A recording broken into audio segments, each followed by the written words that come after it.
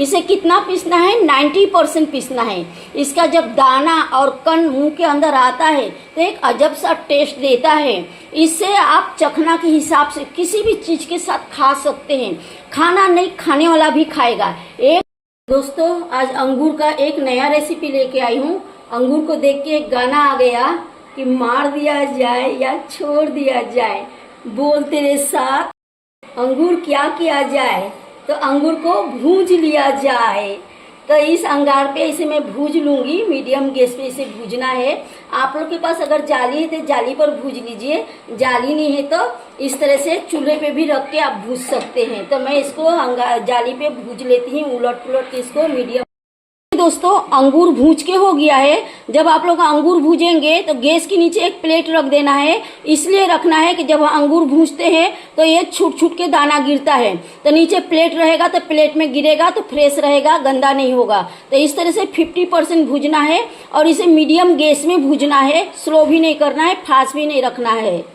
देखिए दोस्तों, इसको तोड़ने से पहले इस तरह से धो लेना है, क्योंकि हम इस तरह से तोड़ के धोएंगे ना तो इससे सारे रस निकल जाएगा, इसलिए हमें पहले से धो लेना है। और जब मैं इसे भूज रही थी, फ्राई कर रही थी, फ्राई करने से पहले भी इसे मैंने 2-3 पानी धो ली थी। अभी भी इसे इस तरह से घुमा घुमा के 2-3 पानी धो लेंगे तो इसके जो कचरे हैं वो निकल जाएंगे। फिर हम एक एक करके इसे अलग अलग कर लेंगे। तो अंगूर धो के साफ करके हो गया है। देखिए कितना मस्त कलर दिख रहा है, थोड़ा चिल्ला चिल्ली हो रहा है, इग्नोर करिएगा। इधर मिक्सर के जार ले ली हूँ, इधर डंठल के साथ कोतमीर ले ली हूँ, जो कौला कौला डंठल होता है वो ले ली हूँ। तो बताइए दोस्तों, आप सब कैसे हैं? उम्मीद करती हूँ आप सब अच्छा ही रहेंगे और बहुत खुश भी रहेंगे। मेरी दुआ है आप सब खुश रहिए, आबाद रहिए, दिन दुगनी रात चौगुनी तरक्की करिए, आप सबके घर परिवार खुशियों से भरा रहे और आप सबके चाहने वाले के साथ आप सबका हमेशा बना रहे। ढेर सारी दुआ है दोस्तों। तो बातों बातों में काट के हो गया दोस्तों कोतमीर। अब इसमें हम जरूरत के हिसाब से अदरक और लहसुन ले लेंगे। आप अपने टेस्ट के हिसाब से ले लीजिए और क्वांटिटी के हिसाब से ले लीजिए। और इसमें हम नारियल डालेंगे, जिसे खोपड़ा भी बोलते हैं, गिल्ला वाला, सूखा वाला नहीं। आपके पास जो अवेलेबल होगा आप वो ले लीजिएगा, लेकिन गिल्ला वाला ज़्यादा अच्छा रहता है। इसका छिलका को मैंने छील ली हूँ, पूरा छिलका निकाल लेंगे तो अच्छा रहेगा। आप चाहेंगे तो छिलके के साथ भी डाल सकते हैं और इसका कोई मेजरमेंट नहीं है।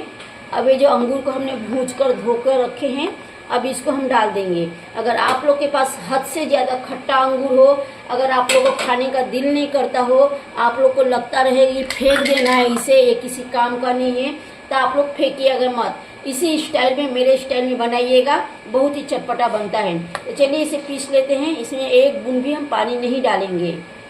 तो पीस के हो गया।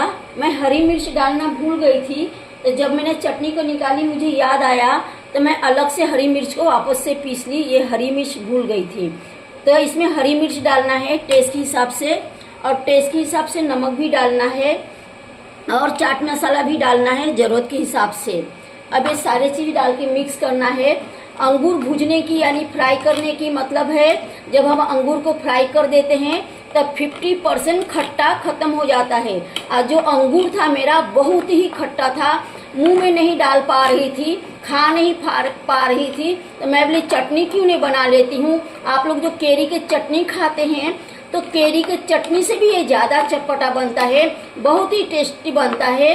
तो मैं आप लोगों के साथ जो ये रेसिपी शेयर की हूँ, आप लोगों की रेसिपी कहीं नहीं मिलेगा। ये मेरे गांव की स्टाइल की चटनी है, बहुत ही चटपटा चटनी है। तो आप सब जरूर इस तरह से अंगूर का चटनी बनाइए। जो अंगूर फेंक देते हैं, आप सब अगर इस तरह से एक बार मेरे स्टाइल से इस अंगूर की चटनी बनाकर खा लेंगे तो आप जानबूझकर खट्टा अंगूर खरीद कर लेकर आएंगे। फेंकना तो भूल जाएंगे, खरीद कर लेकर आएंगे, क्योंकि इस तरह से खट्टा अंगूर के चटनी जो होता है ना, भूज के बनाने से बहुत ही चटपटा और यमी बनता है। इसके सामने सारे चटनी फेल हो जाता है। तो इसे आप पराठा के साथ खा सकते हैं, दाल चावल के साथ खा सकते हैं, बड़ा पाव के साथ खा सकते हैं, चिकन मटन के साथ भी चखना के हिसाब से खा सकते हैं।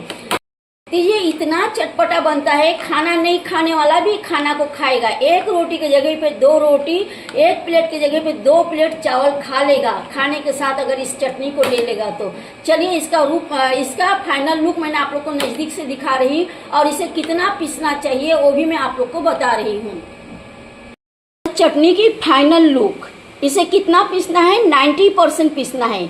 इसका जब दाना और कण मुंह के अंदर आता है तो एक अजब सा टेस्ट देता है। इससे आप चखना के हिसाब से किसी भी चीज के साथ खा सकते हैं। खाना नहीं खाने वाला भी खाएगा। एक रोटी खाने वाला भी इस चटनी को अगर चखने के हिसाब से ले लेगा तो 2 रोटी खाएगा। 1 प्लेट चावल खाने वाले भी 2 प्लेट चावल खाएंगे। इतना चटपटा बनता है। इसको आप किसके साथ भी खा सकते हैं। चिकन मटन बनाए हैं, चिकन मटन, बिरयानी, पुलाव जो भी बनाए हैं उसके साथ आप इसे लेकर चखने के हिसाब से, चटनी के हिसाब से खा सकते हैं। इसे बना के आप महीनों फ्रिज में रख सकते हैं। ये खराब नहीं होगा क्योंकि इसमें पानी का एक बूंद भी नहीं है। फ्रिज के बाहर ये 10 दिन तक रह जाएगा। तो आप सब इस तरह से बनाइए। एक बार अगर आप लोग बना लेंगे तो सारे चटनी को भूल जाएंगे। इतना चटपटा बनता है। तो आप सब एक दूसरे के साथ खुश रहिए, बहुत सारे खुशियाँ बांटिए। थोड़ा मेरे भी खुशी का ध्यान रखिए। लाइक से सब्सक्राइब करके और हाइप करके फुल सपोर्ट करिए। सपोर्ट करने के लिए थैंक यू सो मच, शुक्रिया दोस्तों। तो चलिए ब्लॉग की यहीं पे एंड करते हैं। फिर अगले ब्लॉग में कुछ एक न्यू चटपटा सा लेके मिलेंगे। तब तक के लिए बाय दोस्तों।